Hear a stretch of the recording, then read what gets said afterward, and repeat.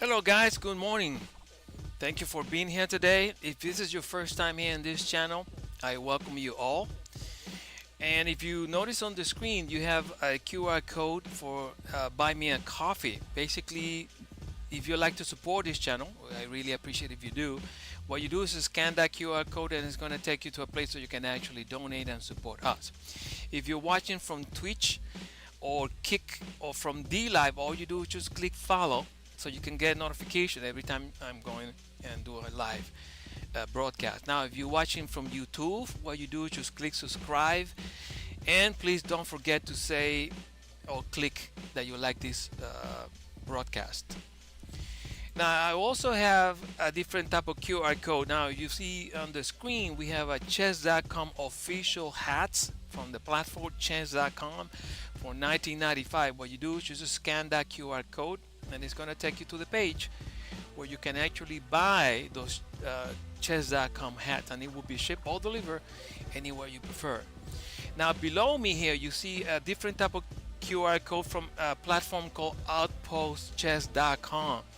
What you do, if you're the type of player that you like to coach or train and get paid for it, this is the place to be. Scan that QR code, sign up, create a profile. Or if you like to locate a coach or a trainer, then this is a place to be. Create a profile there, and then you'll be joining the hottest platform right now on the internet for chess player, outpostchess.com. At the bottom left corner of the screen, you want to see the Chessmania QR code for Telegram.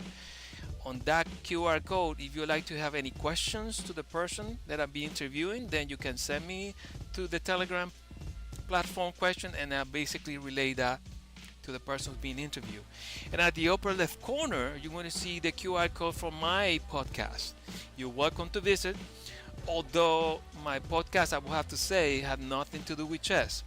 Basically, life experiences that I had. You're welcome to listen to my episodes. Now, we also have a chess store, and you would like to go to the store, you do scan the code, and it's going to take you to the store where you can see an example that you see right now, those evil twins playing chess for $22.99. This is clearly an example. We also have the Chessmania logo in this particular pullover hoodie. That's basically an example of what you can locate at the store for $36.99. That will be for you. Now, if you're looking for a more chess related merchandise, then I have the Knight Forking for $23.99 in a comfortable tee there, and they have a very lovely puppy there pretending to playing chess for $20.99. This is basically an example that you can actually locate on my store. What you do is you scan the code and it's going to take you there. Now, today we have a person who's going to be interviewed. She's right now in Belgrade at this moment. She has agreed for the interview, and I'm really thankful for her for agreeing for that. Her name is LENA, and she's right here with us right now. So let's give it a welcome to her. LENA, good morning. How are you doing today? Well, good morning for me. For you, it's good afternoon. How are you doing today?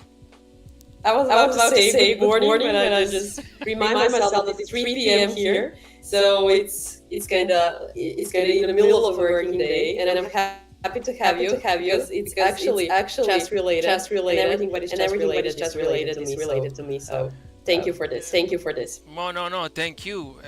Basically, I am happy that you actually agree. And let's start from the very beginning. I know you're a busy woman, and we have to basically get on with the interview. So let me ask you, can you tell us your full name, what city were you born, and the name of your parents? Sure. So my full name is Lena Miladinovic. I spelled it in Serbian just because it's original. Right. And I was born in Sweden.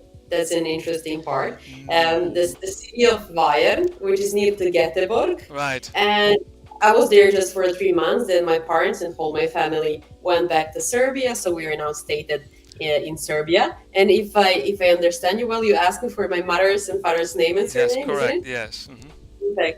So my father is Dragoljub Miladinovic. It's kind of hard to spell it in English. And my mother is Svetlana Miladinovic, so Okay. that's who we are Well, actually. thank you for your kindness, of course. And I say hello to your parents if they're actually watching. You know, my warm regards to them. Okay, so you were Thank you born so much. in Sweden. Okay, do you have a Sweden passport? Everybody's asking that question, but no, because it's super complicated. It's actually my mom needs to be a Swedish, which Oh, she's not. She was born in Serbia, and right. then the other way is you need to live there for at least 5 years, Oh, which I I wasn't because see. I couldn't make my decisions. With 3 months old, they just brought me back here. But with Serbian passport, I'm still fine to travel everywhere, so I'm fine. I'm okay. I'm glad to hear. I'm glad to hear that. Okay, so let's talk about chess. Okay, shall we? Why Sure. chess? And if not, no swimming or track and field or volleyball. So why chess? How do you pick that up? Ask my parents. Just kidding. So when I was a kid, I really loved to play soccer. I really loved to play basketball, volleyball, tennis, table tennis. Every single sport with the ball was my thing. Right. And beside that dynamic part of me, I was all like quick, fast, dynamic. And then my parents wants to calm me down a little bit Oh, with a static activity, and they just got me into chess. My father learned me how to play chess, and then I was always, to be honest, more into dynamic sport, because as a kid and for my brain it was hard to. I had my school, and everything. It was right. hard to learn on other things like chess. It's not an easy job to play chess. But once you fell in love, and once I started winning and felt that winnings is my individual thing, Right. that was really hard impact.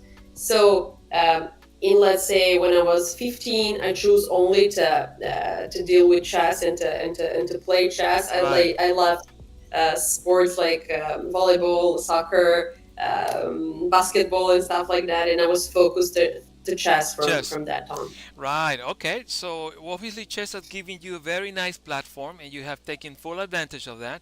But how do you, if I'm not mistaken, your profile said that you are a woman international master, you are a coach, and you're an arbiter. So how do you ended up being a woman international master? Do you have trainers? Do you have people that help you? You have a relative that know how to play and they teach you? Yeah, correct. So my let's say that at first I was only focused to be a player, Right. and I was pretty like shy by answering, "Would you like to be a coach?" I was like, "No, I only want to be player." And also with arbiter thing, I was Right. thinking, "No, it's not for me. I would just be a player." And once I grew up and I became an international master, let's say in the age of 22, and then of course, I had help of my trainers. Right. My dad is just an amateur. He's an amazing coach for young kids. But let's say from 8 years old or 7, I went to the chess schools and I had my personal Oh. trainer who is still with me, Right. even though I play pretty rare. It's only 2 tournaments per year right now, but he's still here to support me in any kind of tournament, opening, strategical, tactical things. And which is most important, psychologically side of chess. Right. And that was my like woman international master world and then players world. And in the meanwhile, when I was, let's say, that years when I started, I finished with my WIM title, and I knew in my heart that I don't want to chase the WGM title Right. somehow, because I'm always multi-practicing. I do a lot of stuff at the same time. And then I tried myself in being a trainer, and then I start, teaching kids across the world. And then after that step, I get involved in the arbiters world, which is also pretty interesting because it's giving you a lot of things, and you're not stressing a lot because you cannot lose the game Right. anymore. Right. Right. It's a little bit more boring because it's static and it's papers and the computer things and pairing and then watching the games, but it's less stressful. And I decided, because I started with Outpost Chess with the startup, which is giving me a lot of stress, Right. positive. Mm-hmm. and a negative, so both way. I was like, okay, let's calm down with being a player because it's really stressful. You need to work a lot, you need to be prepared, you need to learn a lot of openings, and I didn't have a lot of time to do so. So I started, you know, those careers which is more calm, which is more secure, Transition and from, yeah. let me stay in chess, which is amazing. Okay, so you did a very nice transition. You're a businesswoman, but is you in your calendar? Do you still have tournaments in your site? Oh, maybe I can play that tournament. Or you are no longer active player. I'm actually, let's say, I play only 2 tournaments per year, which makes me kind of I feel like I'm an inactive Inactive, player right now. right? And if you ask me, and if you offer me even conditions, if you offer me airplane tickets, accommodation, food, I would still stay say no because I can't I can't find my time to work on chess. And I know how easy to know a lot Right. because I forget a lot of openings right now, Hmm. which is true because of a lot of things I'm doing on side. But still, let's say that I'm now inactive player who is Right. involved, pretty involved in chess, more like an arbiter, a little bit of player, a little bit of training, because I need all of that in order to stay in shape, being a CEO of our chess Right. platform. Absolutely. I certainly agree with you. Okay, so in your career, let's put a semi-retired career. Let's put it that way. Do you? Sounds old, No, I mean the truth is the but it's truth. true. Correct. Um, Absolutely. do you have nemesis? People that you haven't beaten yet. That every time you play, they beat you or maybe drop, and you still like, I haven't beat that person yet. So I need to play again. I think I don't actually. So when I was younger, I was first in my country, Hmm. as in youth category. I was playing for university. I won those competitions there. So I don't feel like I didn't win somebody precisely or specific that I should go back work, be motivated to go back and crash that person. No, I really don't. Okay. All right. So it's a fair question. I have people that say, you know what? Yes, I still have this person who I had not beaten yet, and they calmly say it on the interview. Yeah, I haven't beat that person yet, so maybe I do have a nemesis. Okay, so yeah, it happens. Do you? And you know better than most people. Chess is all related to styles. Okay, do you in your chess career, is your chess really style more like an attacking type of player side? Are you kind of like the Morphy, Alekhine, Tal type of player, or you more like a Karpov, Capablanca, Smyslov type of thing? I'm more like Tal or Alekhine. I'm more like a talking person, and I think that chess is related to your character. And when I was younger, I had less worries in my life. I have, open-minded. I have clear mind. I was only focused on chess. I was pretty, open to attack and to crush my opponent. Right. And once I start, doing a lot of other things, don't have enough time to work, I see myself in, defensive position, afraid, Yes. not afraid to win, afraid to lose.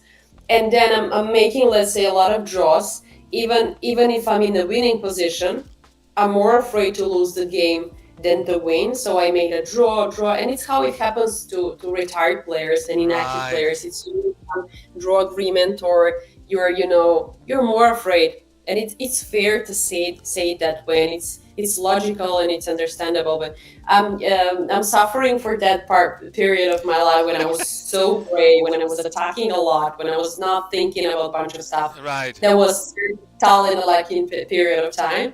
Now I'm like a bad Carbo. Okay, well, there are certain realities that you cannot avoid, and basically, what you experience, I'm afraid, is lack of confidence, and you're afraid of losing, so that's why it happens to you.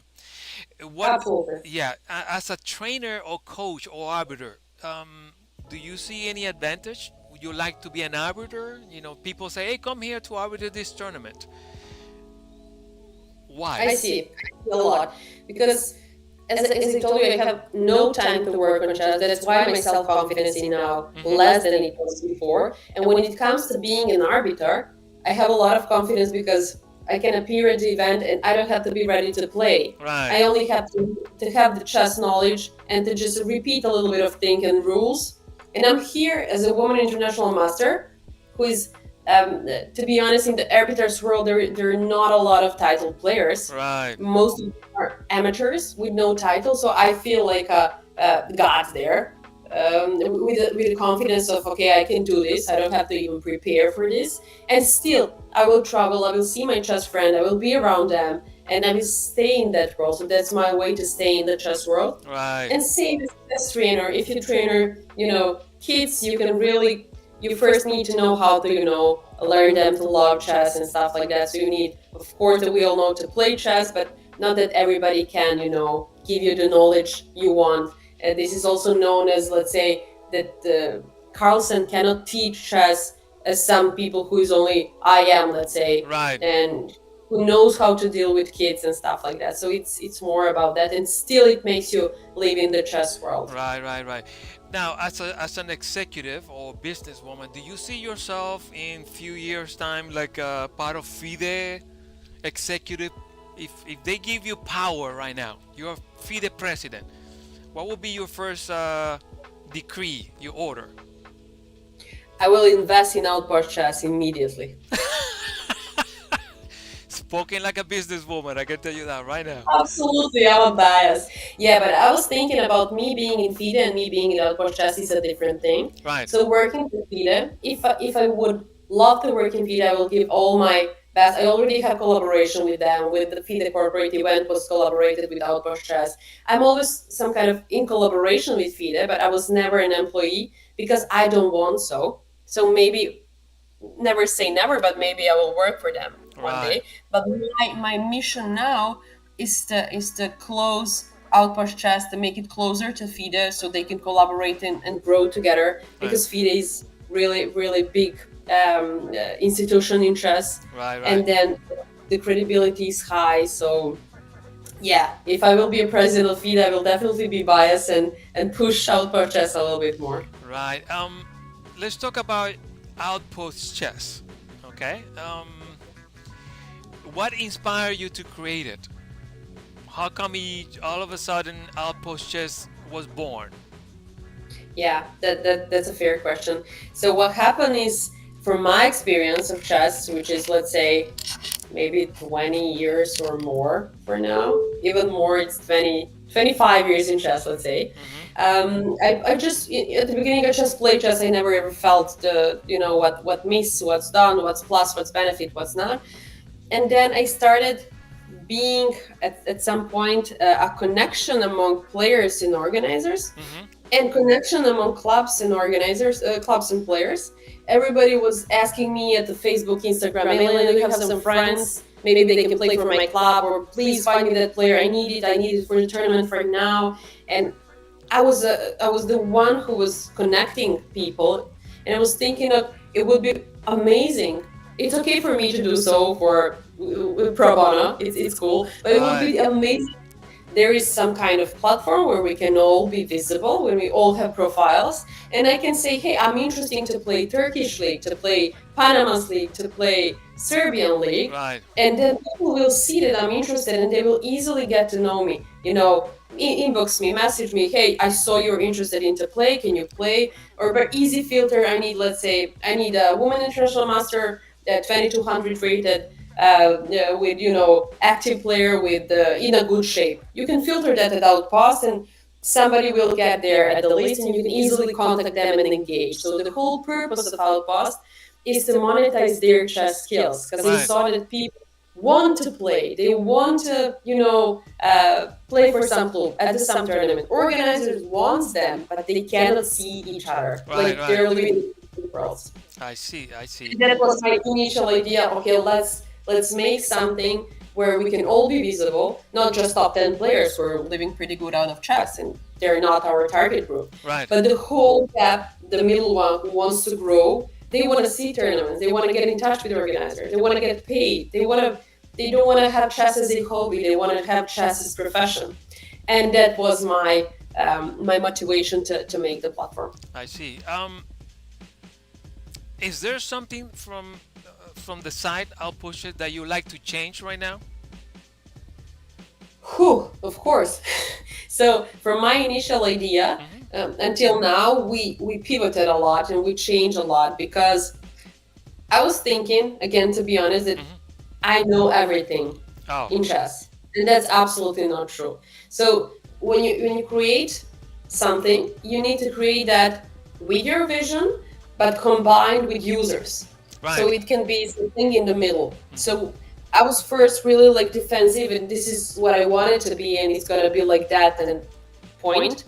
And it's not gonna function that way. And the business world learned me that I'm not the one who is in right. The Right. users are the ones who are in right. So we now constantly asking them, interviewing them, what's good, what's bad, what do you want to see, what do you want to test, how we can improve.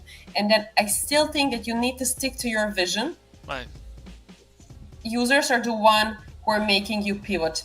And then let's say that you can find them and yourself in the middle, and that will be the best option. Still, we are young, and still, I'm not so experienced. Right. So I'm in this business 3 years old. I'm a pretty baby.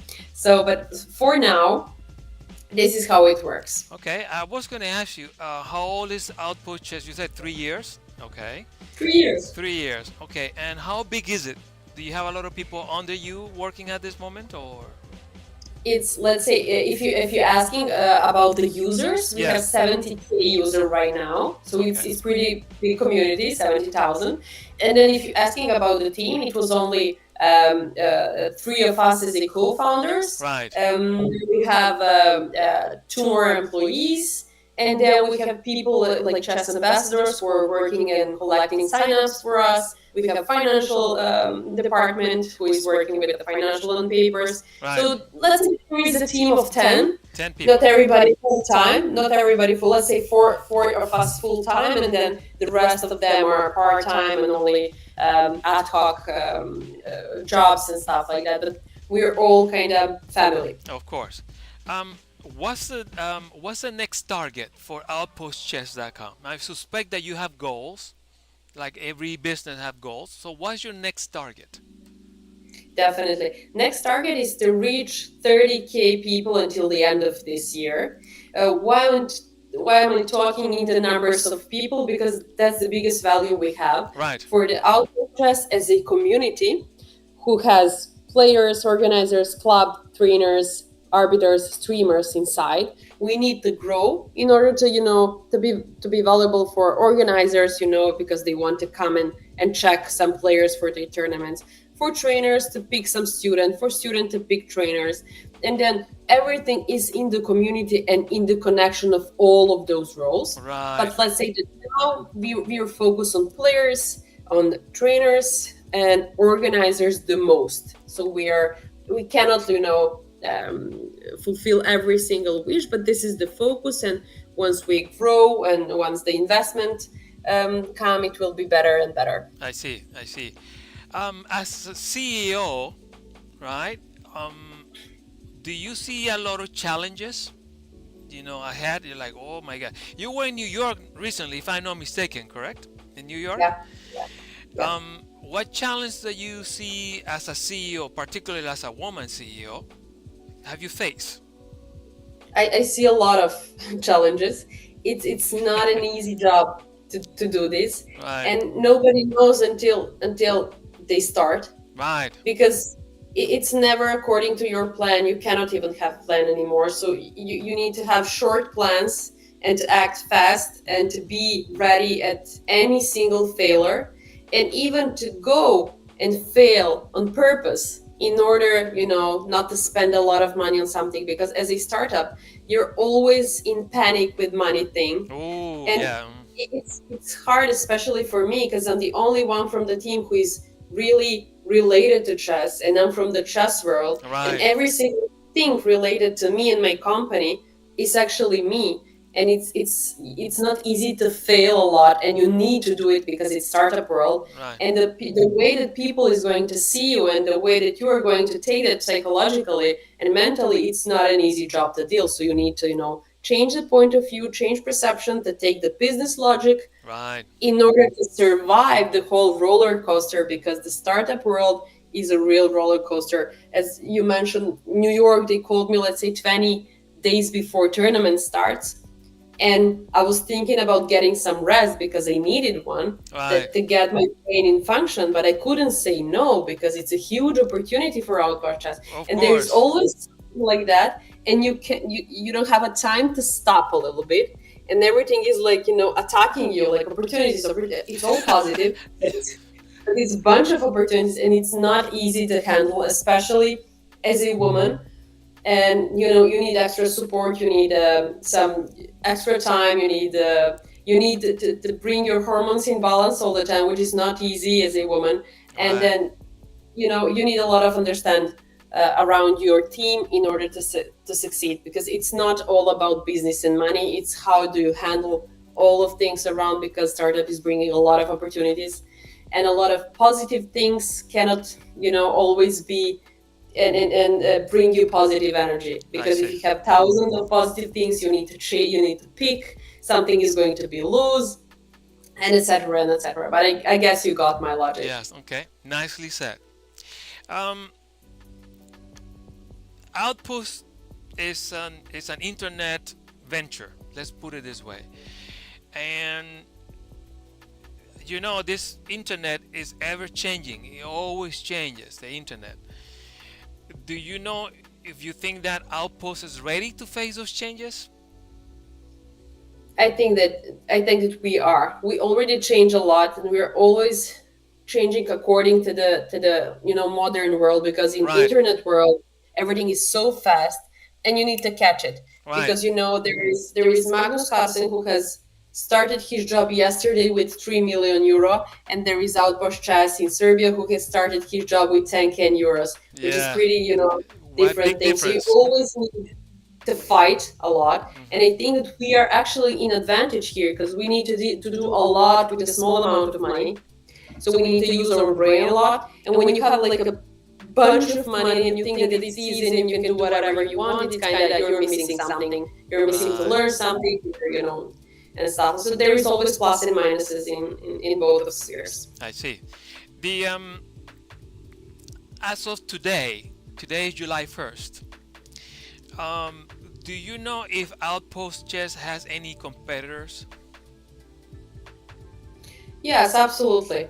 Definitely in the let's say in the chess industry, it's chess.com and lead chess, they're the biggest competitors, let's say, and chess.com is one of the biggest company, not one of, it's literally leader Right. in and we are happy to collaborate with chess.com on many levels. So once, let's say, as a startup, we will, of course, our dream is to exit in chess.com, Right. because chess.com is something really huge, and they made a lot of things in chess, and they disrupted in this industry a lot. So we are always proud to go there and to collaborate so far until we grow enough in order to compete as the same level. Wow, wow, wow. Okay. I always thought that you were, when I say you, I mean Outpost Chess, more like a maverick in my view. I liked it. I like the approach what you guys have. Chess.com, I see it as a platform to play chess. I don't go there to see any type of trainers or coaches and stuff like that. I go there just to play. That's it. Correct. Me too.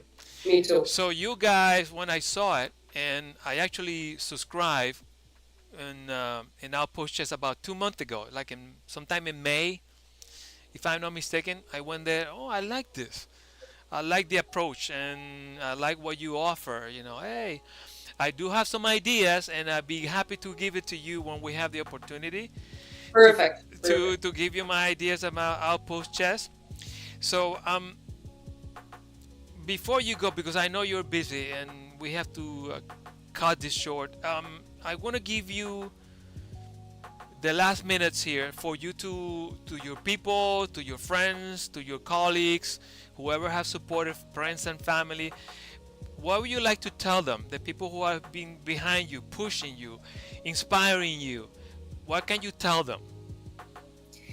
I was thinking that you're going to ask me what am I going to tell, let's say, my users or new users and stuff like it, which is always a question.